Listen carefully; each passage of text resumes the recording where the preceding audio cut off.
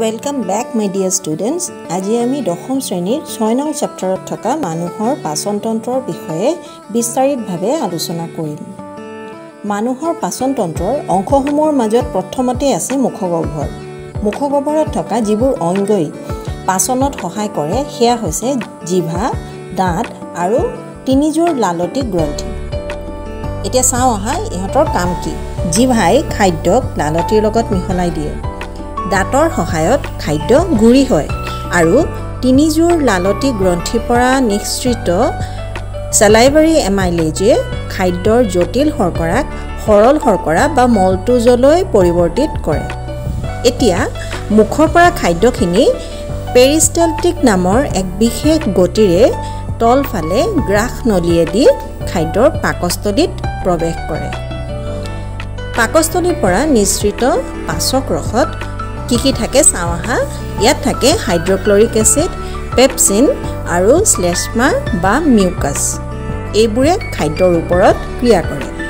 এতিয়া ইহঁতৰো আকৌ বেলেগ বেলেগ কাম আছে নহয়। কামবোৰ কি চাওঁ আহা। হাইড্ৰক্লৰিক এচিডে পাকস্থলীৰ ভিতৰৰ মাধ্যমটোক আম্লিক কৰে আৰু ইয়াৰ ফলত পেপচিনৰ কাৰ্য তীব্ৰ হৈ যায়। বাহিৰৰ পৰা প্ৰৱেশ কৰা জীৱাণুবোৰো ধ্বংস কৰে। ইয়াৰ পিছত আছে পেপচিন। পেপচিনে প্ৰটিন সংশ্লেষণত সহায় কৰে আৰু শ্লেষ্মাই পাকস্থলীৰ ভিতৰৰ বেৰখনক এচিডৰ পৰা সুৰক্ষা দিয়ে।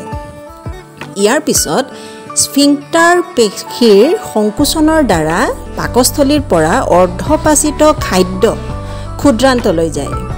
খাদ্যৰ কিন্তু সম্পূৰ্ণ পাচন আৰু শোষণ এই ক্ষুদ্ৰান্ততে হয়। ক্ষুদ্ৰান্তত আকৌ যকৃত, অগ্নাশয়ৰ পৰা যিবোৰ ৰস ওলায় সেইবোৰে খাদ্য পাচিত হোৱাত সহায় কৰে। যকৃতৰ পৰা কি ওলায়? যকৃতৰ পৰা ওলায় পিত্তৰস। পিত্তৰস খাদ্যৰ মাধ্যম ক্ষাৰকীয় কৰে আৰু চৰ্বিক সৰল অৱস্থালৈ পৰিৱৰ্তিত কৰে। আৰু অগ্নাশয়ৰ পৰা ওলোৱা অগ্নাশয় ৰসে তাত থাকে হৈছে ট্ৰিপচিন আৰু লাইপেজ। ট্ৰিপচিনে প্ৰটিন বিশ্লেষণ কৰে আৰু লাইপেজ সৰলীকৃত চৰ্বিখিনিক আকৌ বিশ্লেষণ কৰে।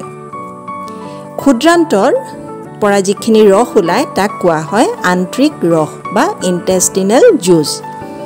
এই আন্ত্ৰিক ৰসে অৱশিষ্ট প্ৰটিনক সৰল এমিনো এচিডলৈ ৰূপান্তৰিত কৰে, শৰ্কৰাক গ্লুক'জলৈ আৰু চৰ্বিক ফেটি এচিড আৰু গ্লিচাৰলৈ ৰূপান্তৰিত কৰে।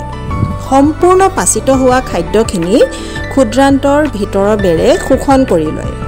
এই বেৰত কিছুমান আঙুলিৰ দৰে প্ৰবৰ্ধ থাকে। এই প্ৰবৰ্ধবোৰক ভিলাই বুলি কোৱা হয়। এই ভিলাইবোৰ আকৌ ৰক্তবাহী জালিকাৰ লগত জড়িত হৈ থাকে। এই ৰক্তবাহী নলিকাবোৰে শোষিত আহাৰ দেহৰ সকলো কোষলৈ পৰিবহণ কৰে। তাৰপিছত এতিয়া আমি চাওঁ শোষণ নোহোৱা খাদ্যৰ কি হয়। শোষণ নোহোৱা খাদ্যভাগ ক্ষুদ্ৰান্তৰ পশ্চাৎ অংশ বৃহদান্ত্ৰত প্ৰৱেশ কৰে। বৃহদান্ত্ৰত প্ৰৱেশ কৰাৰ লগে লগে তাৰ ভিতৰতো আকৌ ভিলাই থাকে নহয়।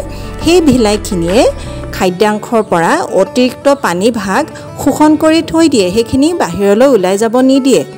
ইয়াৰ পাছত শোষণ নোহোৱাকৈ ৰৈ যোৱা যিখিনি বৰ্জ্য পদাৰ্থ, যিখিনি অলাগতিয়াল পদাৰ্থ, সেয়া পায়ু দি দেহৰ পৰা মল বা ফিকেল মেটাৰ হিচাপে ওলাই যায়। মলত্যাগ কাৰ্যক আকৌ একেদৰে স্ফিংক্টাৰ পেশীয়ে নিয়ন্ত্ৰণ কৰে।